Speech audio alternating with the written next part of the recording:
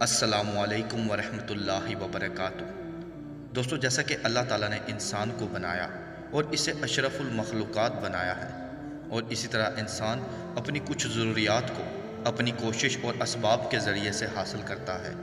لیکن اسی کے ساتھ ساتھ کچھ اپنی ضروریات کو وہ اللہ تعالیٰ کی طرف سے منسوب یعنی کہ اس کی عبادت کے ذریعے سے حاصل کرتا ہے۔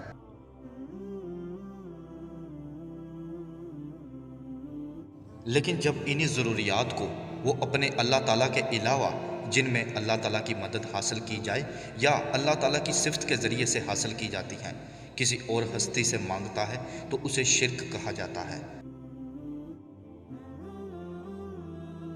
اور اسی کے ساتھ دوستو ایک اور بات جاننا بھی بہت ضروری ہے کہ اللہ تعالیٰ کی ہستی کے علاوہ کسی فرشتے، پیغمبر، اولیاء کرام یا نیک بزرگ جو کہ دنیا سے چلا گیا ہو یا دور حاضر میں بھی غائب میں جبکہ وہ پاس موجود نہ ہو اس سے مدد حاصل کرنا یا پھر اپنی ضروریات کے لیے اسے پکارنا، یہ شرک کہلائے گا۔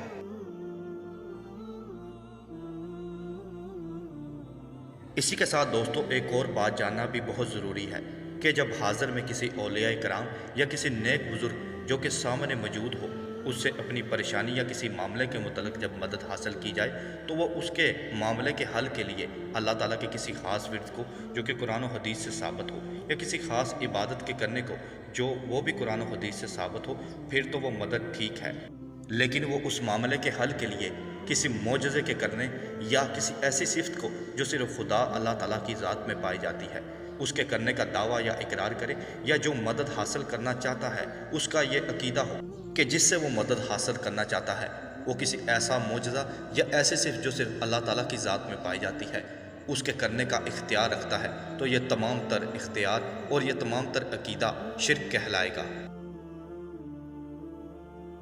دوستو، دین اسلام میں شرک سب سے بڑا گناہ ہے، اس لیے قرآن مجید میں اور بہت سی احادیث میں شرک کے احکام و مسائل کو سمجھنے کے لیے ہمیں آپ صلی اللہ علیہ وآلہ وسلم نے بہت ہدایت کے رستے بتائے ہیں۔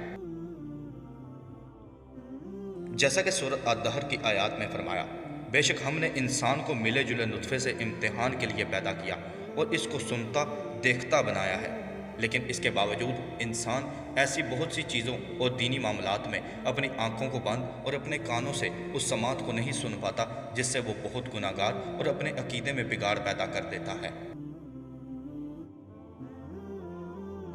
اسی طرح ایک حدیث میں حضرت عائشہ رضی اللہ عنہما سے روایت ہے کہ انہوں نے کہا، جب تیز ہوا چلتی تو نبی کریم صلی اللہ علیہ وآلہ وسلم فرمایا کرتے، اے اللہ میں تجھ سے اس کی خیر اور بھلائی کا سوال کرتا ہوں اور جو اس میں ہے اس کی اور جو کچھ اس کے ذریعے بھیجا گیا اس کی خیر کا طلبگار ہوں، اور اس کے شر سے اور جو کچھ اس میں ہے اس کے شر سے اور جو اس میں بھیجا گیا اس کے شر سے تیری پناہ چاہتا ہوں۔ حضرت عائشہ رضی اللہ عنہما نے کہا، جب آسمان پر بادل گھر جاتے تو آپ صلی اللہ علیہ وآلہ وسلم کا رنگ بدل جاتا اور آپ اضطراب کے عالم میں کبھی باہر نکلتے اور کبھی اندر آتے، کبھی آگے بڑھتے اور کبھی پیچھے ہٹتے۔ اس کے بعد جب بارش برسنے لگتی تو آپ سے یہ کیفیت دور ہو جاتی۔ مجھے اس کیفیت کا پتہ چل گیا۔ حضرت عائشہ رضی اللہ عنہما نے کہا تو میں نے آپ سے پوچھا، آپ نے فرمایا، عائشہ ہو سکتا ہے یہ اسی طرح ہو جیسے قوم عاد نے بادلوں کو دیکھ کر کہا تھا، جب انہوں نے اس عذاب کو بادل کی طرح اپنی ہستیوں کی طرف آتے دیکھا تو انہوں نے کہا، یہ بادل ہیں جو ہم پر برسے گا، لیکن انہیں کیا پتہ تھا کہ اس میں تو آگ ہے۔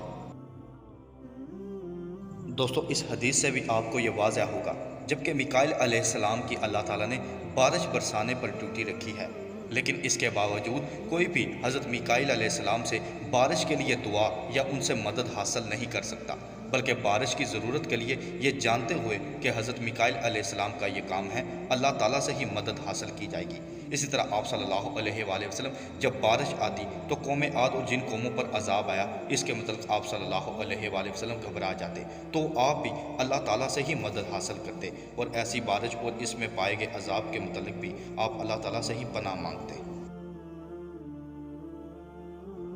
اسی طرح سورۃ الاحقاف کی آیات میں فرمایا، اور اس سے بڑھ کر گمراہ اور کون ہوگا جو اللہ کے سوا ایسوں کو پکارتا ہے جو قیامت تک اس کی دعا قبول نہ کر سکیں بلکہ ان کے پکارنے سے محض بے خبر ہوں، اور جب لوگوں کو جمع کیا جائے گا تو ان کے دشمن ہو جائیں گے اور ان کی پرستش سے صاف انکار کر جائیں گے۔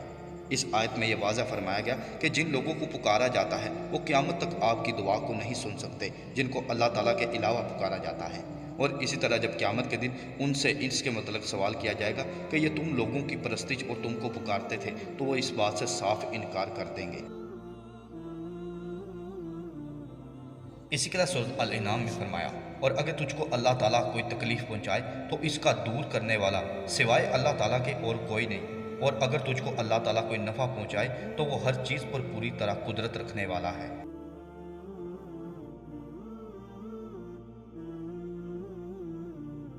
اسی طرح ایک اور حدیث میں رسول صلی اللہ علیہ وآلہ وسلم نماز سے فارغ ہو کر سلام پھیرتے تو فرماتے، ایک اللہ کے سوا کوئی عبادت کے لائق نہیں، وہ یکتا ہے اور اس کا کوئی شریک نہیں، حکومت اور فرما روائی اس کی ہے، وہی شکر و ستائش کا حقدار ہے اور ہر چیز پر قدرت رکھنے والا ہے۔ اے اللہ، جو کچھ تو کسی کو دے اسے کوئی روک نہیں سکنے والا، اور جس چیز کو تو روک لے کوئی اسے دے سکنے والا نہیں، اور تیرے سامنے کسی شان والے کو اس کی شان کا کوئی فائدہ نہیں دے سکتی۔